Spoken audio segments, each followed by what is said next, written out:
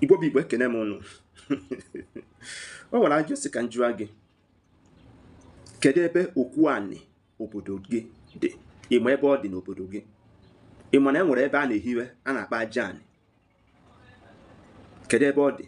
Ịma ebe ọ dị tata?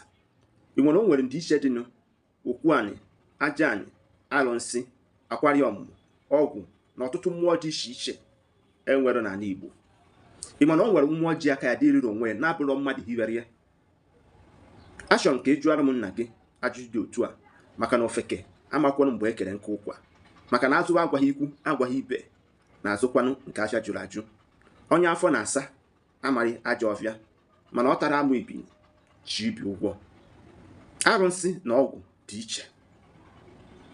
Ihe ọbụla ga-emegide n'ụwa a, asị na o nwere mmụọ nna nna ha gafere, na o nwere arụnsị ha hitere dowe na be unu, mana ha erichaa na ndụ site na ọgbụgba ndụ maọbụ mmekọrịta ha na mmụọ dị otu a. Mmụọ dị otu a na-agba ndị dị ndụ ụgwọ.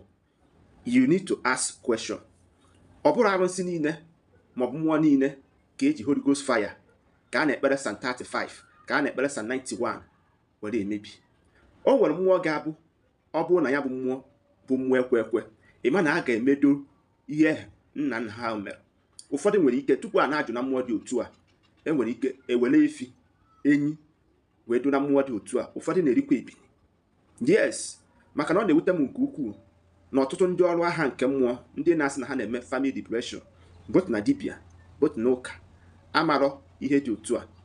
Kama ha ga-abịa gwa gị na mmụọ dị otu a na ha enweghị ike imebi nwunye ha, ekpere Psalm 35, nye ụlọ fasting and prayer, ha eje provoke wee mmụọ dị otu a, ya bụ mmụọ ebido mee gịnị?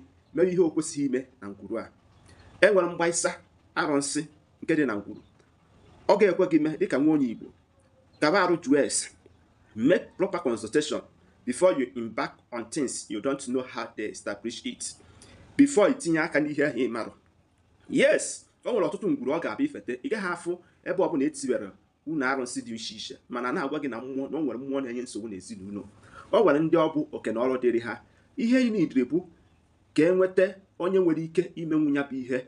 Ọnya bụ na atọ ezinụlọ ahụ na-abụ. Failure to do that, mmụọ dị otu a ga na-akpa ike na ngwu.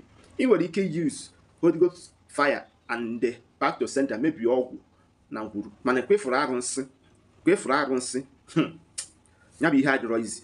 Mana ajụjụ nsị ka m jụọ gị, kedu ebe okwu anị na aja anị obodo dị gị dị?